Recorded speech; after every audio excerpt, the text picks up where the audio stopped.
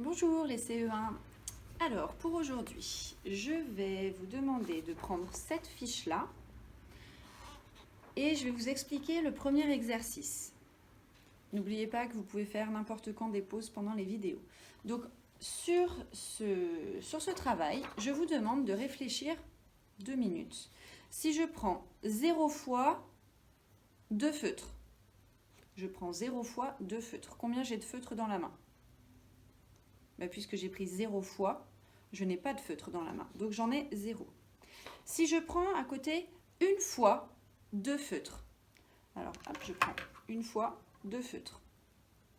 Ça fait 2 feutres.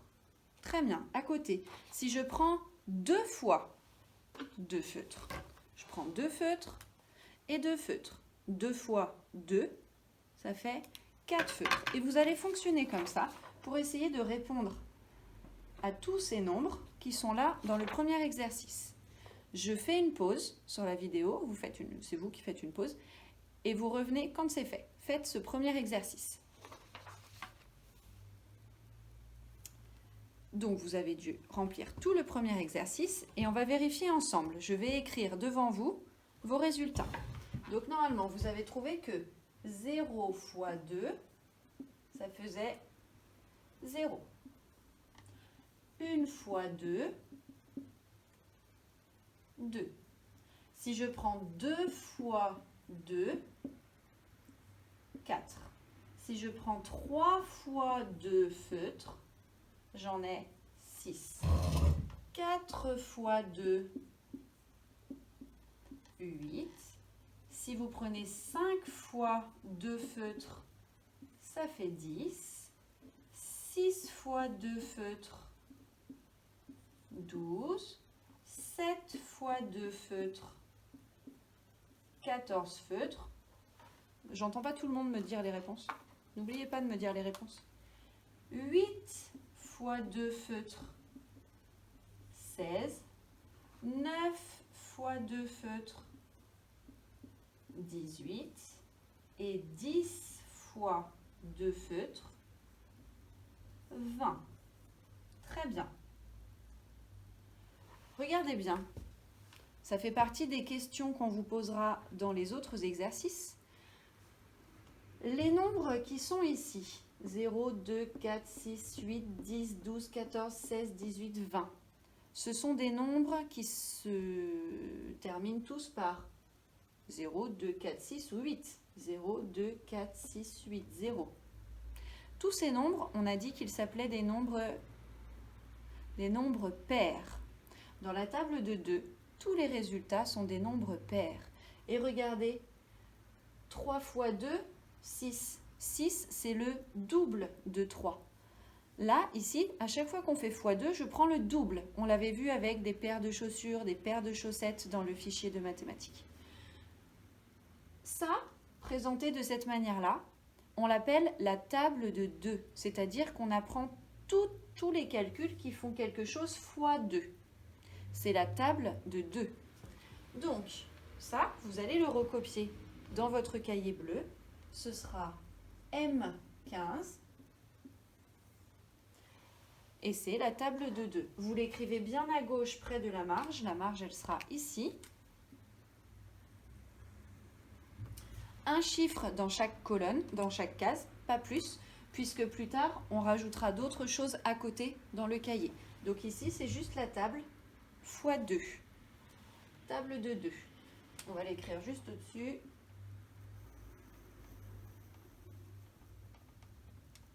Et on peut souligner et sauter une petite ligne ici. Je vous enverrai une photo parce que là, je n'ai plus de place sur le tableau des grandes sections. Il est un petit peu plus petit que votre tableau. Voilà, ça c'est votre première mission pour copier dans votre cahier bleu la leçon M15 sur la table de 2. Et ça vous aidera, cette leçon vous aidera à faire le coloriage magique et à le finir plus rapidement, à finir la fiche qui est ici et les calculs derrière qui sont à faire pour dessiner des rectangles de la bonne quantité demandée. Regardez sur le côté. Voilà votre mission. Cette table de 2, vous devez la connaître par cœur. C'est-à-dire que chaque jour en classe, je vous ferai 5 calculs. calcul mental, rapidité. Si je vous dis 6 x 2, 12. On ne doit pas réfléchir. Ça doit être comme une poésie. On connaît par cœur. Il y a certaines choses en classe où je vous dis non, là, c'est pas la peine d'apprendre par cœur. Il faut avoir compris les tables de multiplication, la table de x2. Il faut la connaître par cœur. C'est comme les terminaisons de conjugaison des verbes en ER. Je vous ai dit, on doit connaître par cœur E, ES, E, ONS, EZ, ENT. C'est par cœur. Il n'y a pas le choix. Donc là-dessus, je compte sur vous. Quand on se retrouvera à l'école dans quelques jours, vous devez la connaître impeccablement. Très bien. Je vous explique une dernière chose dans cette petite vidéo. Ça vous sera utile pour faire l'évaluation pendant la journée, l'évaluation sur les accords entre le sujet et le verbe. Pour comprendre cette évaluation, il faut simplement se souvenir qui est-ce qui décide. Est-ce que c'est le verbe ou est-ce que c'est le sujet qui dirige ? C'est le sujet qui dirige le verbe. Si le sujet il est un seul au singulier, le verbe terminera en E, pour les verbes en ER bien sûr. Si le sujet il est pluriel, qu'il y en a plusieurs, le verbe se terminera par ENT. Ça, c'est pareil, vous devez le savoir parfaitement. En sachant ça, vous allez pouvoir encadrer le verbe en rouge et souligner le sujet en bleu. Relier chaque sujet avec son bon verbe. Chaque sujet, vous devez le relier. Il y en a plusieurs qui iront sur le verbe. Ne vous inquiétez pas, c'est normal. Dans le troisième exercice, vous devez bien trouver où est votre sujet pour pouvoir savoir si la terminaison du verbe ce sera E ou ENT. Dans le quatrième exercice, je vous propose une phrase avec un verbe, mais je vous ai mis 2 sujets au choix. Il n'y en a qu'un seul qui est bon, vous devez colorier celui qui est bon. Comment faire pour savoir celui qui est bon? On doit savoir s'il est tout seul ou s'il est plusieurs et on vérifie avec la terminaison que j'ai déjà mise dans le verbe. Là, je vous aide beaucoup quand même. Normalement, tout ça, on l'a déjà fait en classe. Vous devriez y arriver comme des chefs. Dans le dernier exercice, j'ai mis une phrase au singulier. Le chien ronge des os. Ronge un os d'ailleurs. Et ensuite, vous devez la mettre au pluriel. Les chiens rongent un os. Il y a des fois, souvenez-vous, où on entend que le verbe change et il y a des fois où on n'entend pas. Alors attention, dans la deuxième, c'est la petite fille saute à la corde et ça devient Léa et Sacha sautent à la corde. Et dans la dernière, par contre, j'ai changé. Au lieu de nous regardons, j'ai mis Alex. Donc là, dites la phrase tout fort pour savoir ce qu'il va falloir écrire. Si vous ne la dites pas, certains vont tomber dans un piège. Réfléchissez en disant la réponse. Une fois que vous aurez fait tout ça, tout seul, vos parents n'ont pas besoin de vous aider, c'est une évaluation, c'est comme si on mettait un feu rouge dans la classe, feu rouge.